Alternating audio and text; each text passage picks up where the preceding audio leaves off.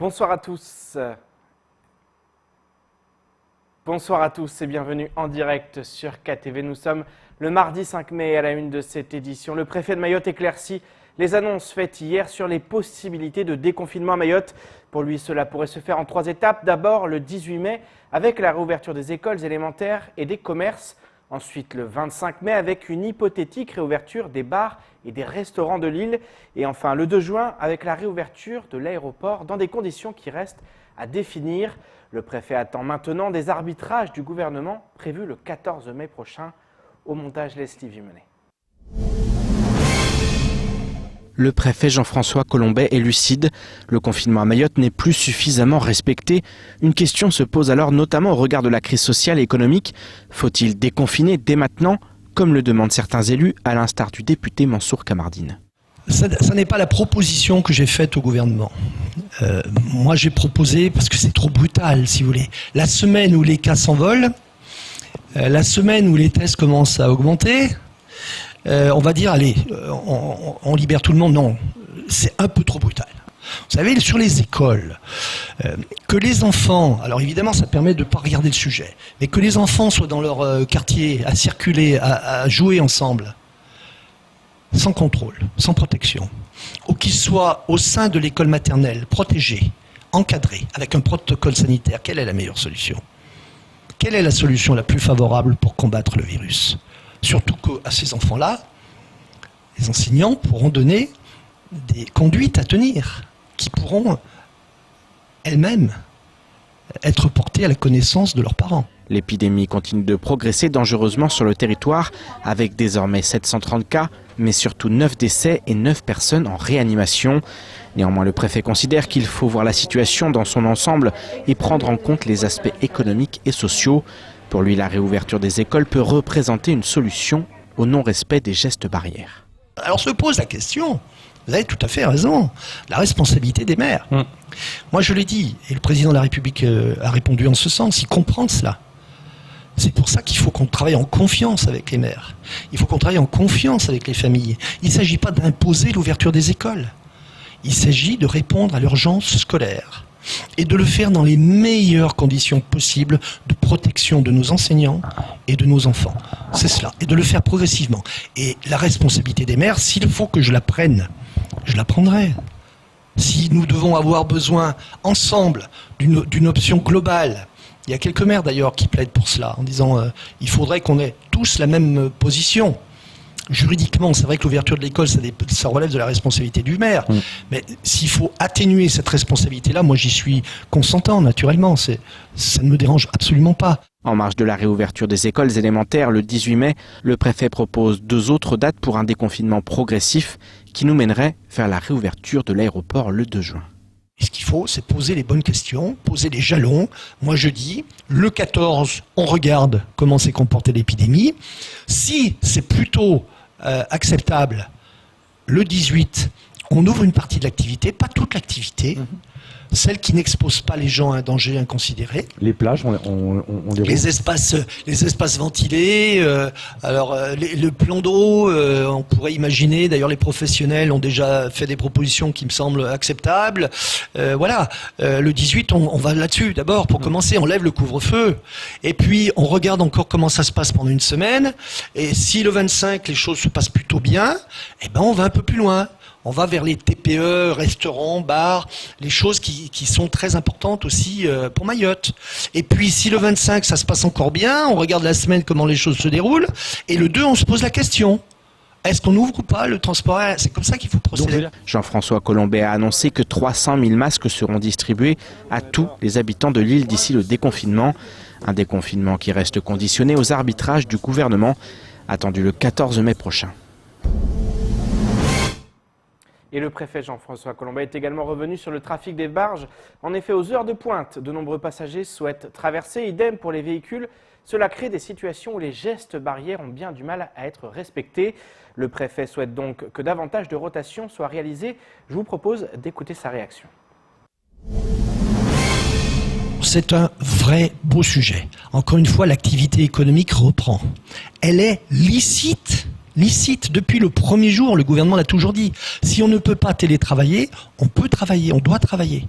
Elle est licite. Et il se trouve que les chantiers reprennent, il se trouve que l'activité licite reprend de plus en plus, et qu'effectivement, nous avons une fréquentation aux heures de pointe qui peut nous poser problème. Donc moi, je souhaite qu'avec le conseil départemental, nous regardions cela de très près, de façon à éventuellement densifier les rotations de barges au moment où les gens vont prendre leur travail ou au moment où ils rentrent de leur travail. C'est un vrai sujet. Mayotte est le seul département d'outre-mer en rouge sur la carte nationale du déconfinement. L'occasion pour les médias nationaux de s'intéresser à l'île aux Lagons une nouvelle fois pour un sujet loin d'être positif. Nos confrères de TF1 se sont attardés sur les difficultés à rester confinés pour certaines familles, mais également sur la situation au CHM. Je vous propose de regarder ce sujet diffusé dans le JT de 13h de TF1. Les images sont signées Paul Arthur Habit. Mayotte, ce sont près de 300 000 habitants, dont une grande partie sous le seuil de pauvreté.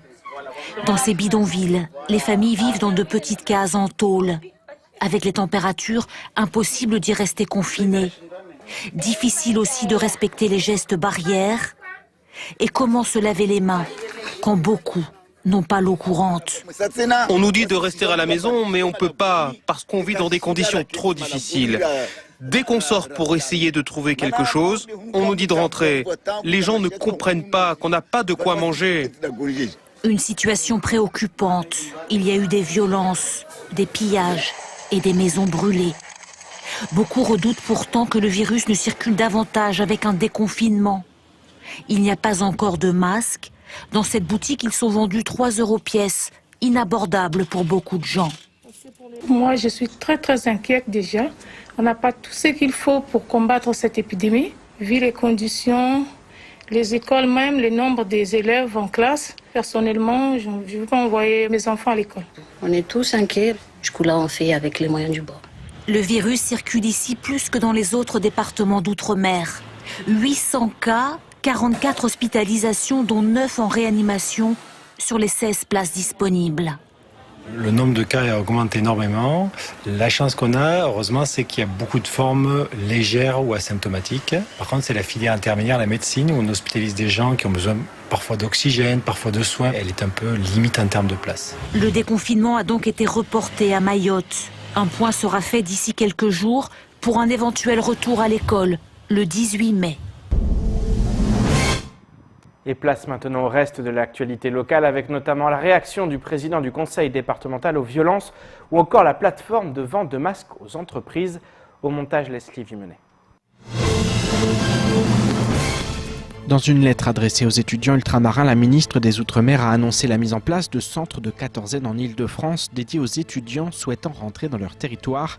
En fonction des destinations et des dates de retour possibles, les étudiants ultramarins seront affectés dans une structure dédiée de quatorzaine, soit en région parisienne avant leur départ, soit dans leur territoire directement à la sortie de l'avion, a indiqué la ministre. Tout dépendra donc des capacités d'accueil propres à chaque territoire. La ministre a précisé que les billets seront à la charge des étudiants, hormis pour les bénéficiaires du programme Passeport pour la mobilité études de la DOM. Votre décision de rentrée doit être prise en toute responsabilité au regard de vos conditions d'examen universitaire, insiste la ministre. Reste maintenant à savoir si à Mayotte, le RSMA sera de nouveau le centre d'accueil sélectionné. Les violences urbaines intervenues ces dernières semaines ont fait réagir le président du conseil départemental, Souabadine Ibrahim Ramadani. Dans un communiqué, il écrit ainsi, je cite, « Nul ne peut rester indifférent à ces images de violence, à un magasin littéralement pillé dans une période où l'économie va mal, à ces groupes de jeunes qui bravent les risques ou n'en ont tout simplement pas conscience dans cette phase de circulation du virus. J'apporte bien évidemment mon soutien aux forces de l'ordre, très éprouvées ces derniers mois, et plus particulièrement au directeur départemental de la police nationale, Jean-Marie Cavier, blessé en intervention ce week-end. Face à la situation, le président du conseil départemental appelle au rassemblement, à l'importance de l'unité sur ces questions qui doivent mobiliser chacun d'entre nous, État, collectivités, associations, éducation, justice, conseil caddial, au seul service de la tranquillité publique sur le territoire. Afin de préparer le déconfinement pour les entreprises, le secrétariat d'État auprès du ministre de l'Économie et des Finances accélère la diffusion de masques grand public aux entreprises de moins de 50 salariés en confiant à la Poste la commercialisation et la distribution de 10 millions de masques lavables, correspondant à 200 millions d'utilisations uniques. Les commandes seront possibles pour les entreprises ressortissantes des réseaux des CCI depuis le samedi 2 mai 2020 sur la plateforme masque-pme.laposte.fr.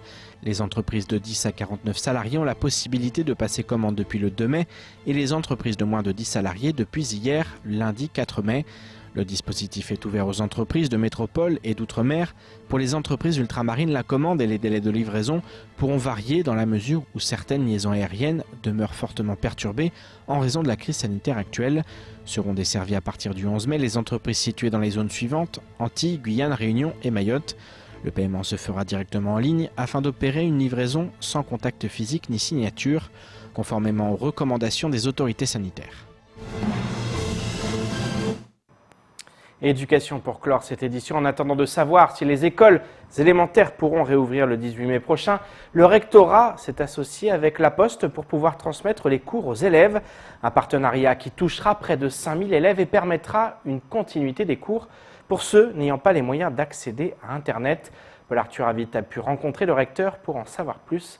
Reportage.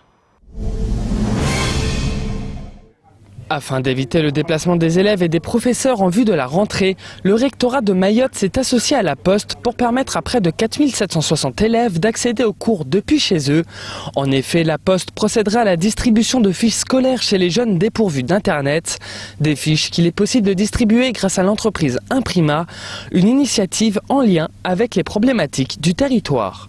Nous, aujourd'hui, effectivement, à Mayotte, on est dans une situation où on a beaucoup de familles qui sont en rupture numérique, très peu de connexion à Mayotte. Et il est du coup très important de garder le lien avec ces élèves, que ces élèves aient toujours l'impression que l'éducation nationale ne les oublie pas, d'avoir toujours du travail à faire à la maison et de pouvoir continuer cet échange avec les équipes pédagogiques. Notre souci premier aujourd'hui, c'est d'éviter le décrochage scolaire. Une distribution possible grâce à la Poste qui s'est portée volontaire pour distribuer les fiches aux élèves dans des situations précaires où ils n'ont pas accès à Internet. Une action en faveur des élèves de 3e, de terminale et de formation professionnelle. On a ciblé principalement les élèves qui étaient sur des classes à orientation ou des classes en fin de cycle, donc principalement les élèves de 3e, les élèves de terminale et les élèves dans des formations professionnelles, notamment les CAP. Et ce sont ces élèves-là qu'on a principalement visés. Ces élèves ont été identifiés par les équipes pédagogiques et le courrier va leur arriver à leur adresse personnelle. Ils n'auront pas à se déplacer et ils pourront les renvoyer ensuite. Une initiative qui permet à beaucoup d'élèves d'éviter le décrochage scolaire et de continuer les cours à la maison. La reprise des cours serait prévue pour le 18 mai sur Mayotte. Et c'est ainsi que s'achève cette édition. Merci de nous rester fidèles sur KTV. Rendez-vous demain dès 19h pour tout connaître de l'actualité locale. D'ici là, restez chez vous. Excellente soirée sur Quizy.